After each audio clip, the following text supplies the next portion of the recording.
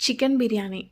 అప్పటికప్పుడు చేసుకోవాలి అనిపించినప్పుడు, కలిపి పెట్టే టైం లేనప్పుడు ఇలా సింపుల్‌గా చేయండి. టేస్ట్ కూడా చాలా బావుంటుంది. ఆయిల్‌లో ఆనియన్స్‌ని మంచిగా బ్రౌన్ కలర్ వచ్చాక ఫ్రై చేసుకున్నాక కొన్ని ఆనియన్స్‌ని పక్కన పెట్టేసుకోవాలి. ఇందులోనే ఒక హాఫ్ కిలో వరకు చికెన్‌ని వేసేసుకొని కలుపుకున్న తర్వాత ఇక్కడ చూపిస్తున్న స్పైసెస్‌ని వేసేసుకోవాలి.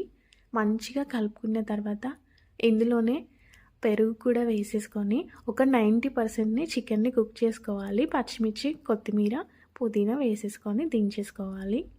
మరుగుతున్న వాటర్‌లో ఈ స్పైసెస్ వేసుకొని ఒక 30 మినిట్స్ నానబెట్టిన బాస్మతి రైస్ వేసుకొని ఒక 90% కుక్ చేసుకున్న తర్వాత దమ్ పెట్టేసేయాలి.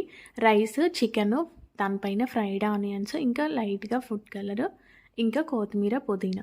ఒక 15 మినిట్స్ లో ఫ్లేమ్‌లో పెట్టి ఒక 15 మినిట్స్ తర్వాత మూత తీసి చూస్తే చికెన్ బిర్యానీ అయితే రెడీ అయిపోతుంది.